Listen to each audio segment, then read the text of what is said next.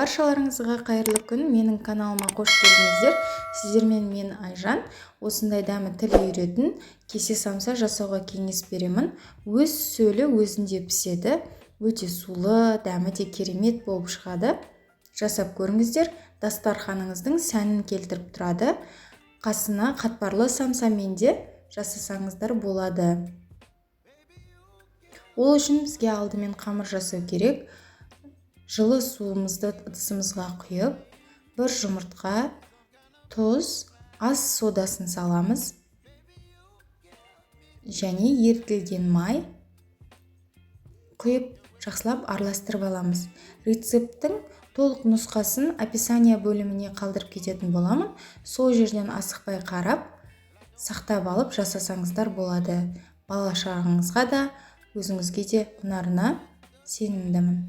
Ұнымызды еліктен өткізіп, қолға жабыспайтын жағымды, жұмсақ болып иленетін қамыр илеп аламыз. Содан соң 30 минутқа тындырып қоямыз.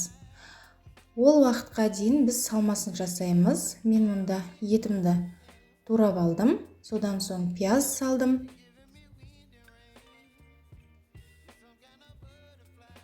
Картоп, қызанақ және болгар бұрышын пайдаландым. Сары және қызыл болгар бұрышын пайдаландым.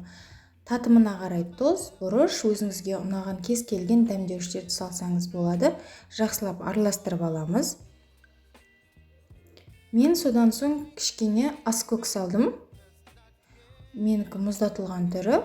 Бұл да бір ерекше дәм беріп тұрады. Енді қамырымызды екіге бөліп, осылай бөлшектеп аламыз. Менде 10 дана шықты. Әрқайсысын домалатып, тағы да 10 минутқа тындырып қоямыз.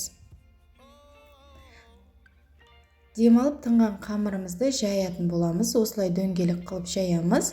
Және жарты сантиметрдей қылып кесіп аламыз шетін. Оны біз әрлеуге қалдырып қоямыз. Лағманның қамырын созғандай кішкене қолымызбен көмек беріп, енді осылай орап шығамыз да қойып қоямыз.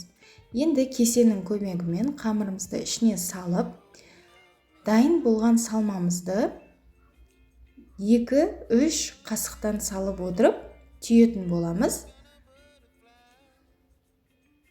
Түйгенде де жақсылап, мықтылап түйу қажет. Ішіндегі сөлі шығып, кетпес үшін осылай міне түйіп алдым.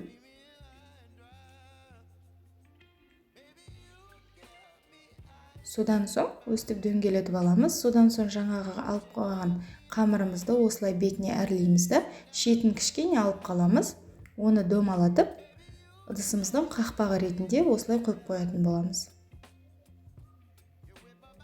Содан соң жұмыртқаның сарысына кішкене сүт құйып, жақсылап араластырып, дайын болған самсаларымыздың бетіне бірдей жағып шығып, күнжіт себетін боламыз.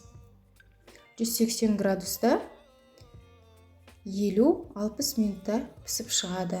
Жасап көріңіздер, дәмі тіл үйрет. Ұнаса лайк басып, тіркеліп кетуді ұмытпаңыздар.